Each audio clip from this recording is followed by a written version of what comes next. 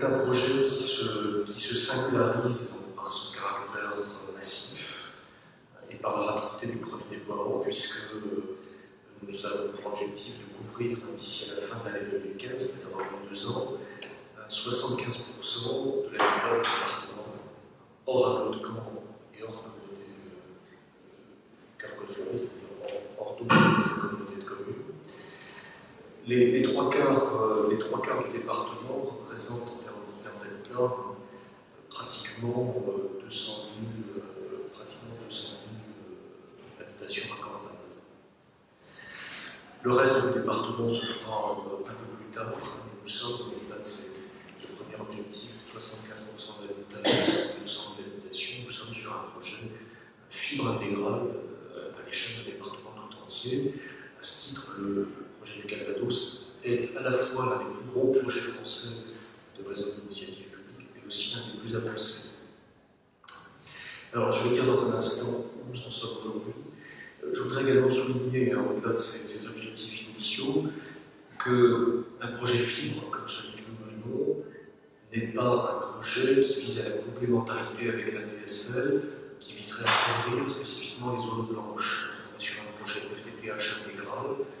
En réalité, on considère que tout le monde est concerné, pour vocation à être concerné par le très haut débit, par des réseaux de nouvelle génération qui ont vocation à se substituer au cuivre.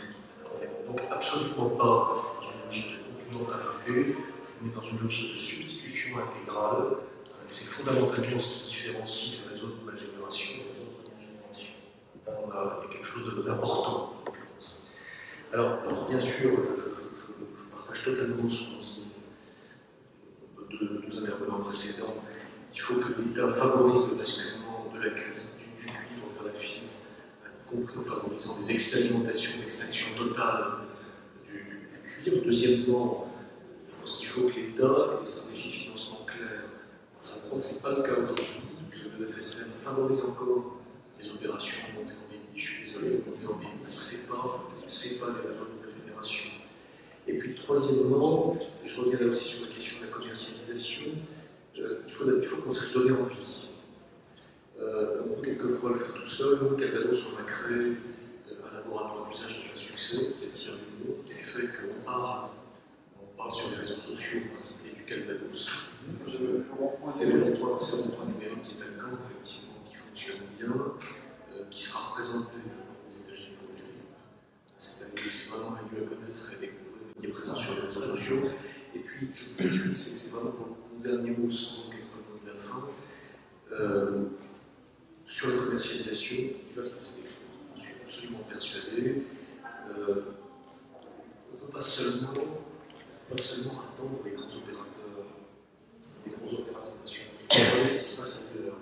Je ne sais pas si certains d'entre vous ont regardé les échos hier, il y a un papier sur Canal+, sur la façon dont Canal+ se diversifie tous azimuts dans le numérique. Il faut savoir que Canal+ et Canal+, c'est 15% de pénétration et de taux de pénétration des ménages français. Donc il faut bien penser que le paysage ne peut pas rester figé.